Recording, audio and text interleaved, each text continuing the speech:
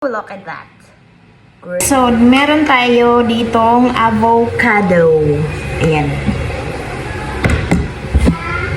Ito na muna kakainin ko isa lang eh. Tipid, malamang. Mahal ito eh. Mahal. 100 yung kilo.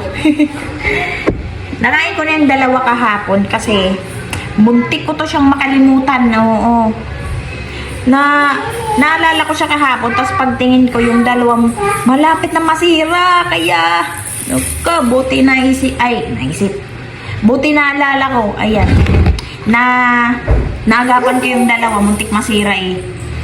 100 plus pa naman to, mahal na eh. Yung budget ko isang araw 100 plus napunta dito. Gusto ko kumain, matagal na akong diyan nakakain nito eh. Kaya, bumili ako. Mga 2 days ko pa to siyang nabili. 2 days ba? 3 days. Basta, nalipas na. Eto, kain tayo ng avocado. Tapos, marta ditong kondensada. Yan, pampatamis. Sarap sana ito may ano eh. May ice para medyo malamig-lamig. Pero huwag na, tinatamad akong lumabas.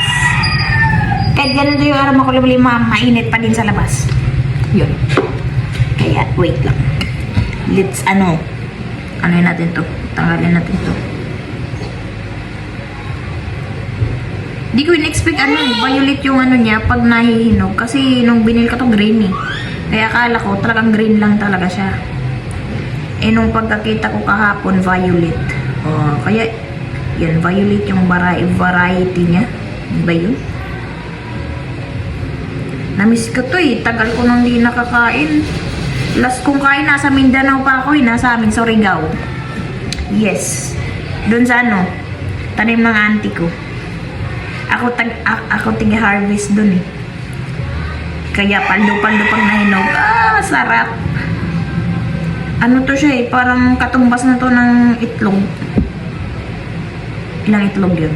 Basta, parang itlog. Parang itlog? Basta, katumbas ng itlog! Yun nga! Ay, naku. Sarap.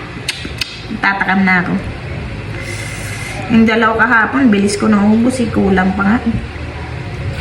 Ito, ngayon, isa lang muna. Mamaya na yung isa. Kaya bukas. Tagal ko hindi nakakain ito eh. Tika lang ha. Nasira ko pa yung laruan ng anak ko.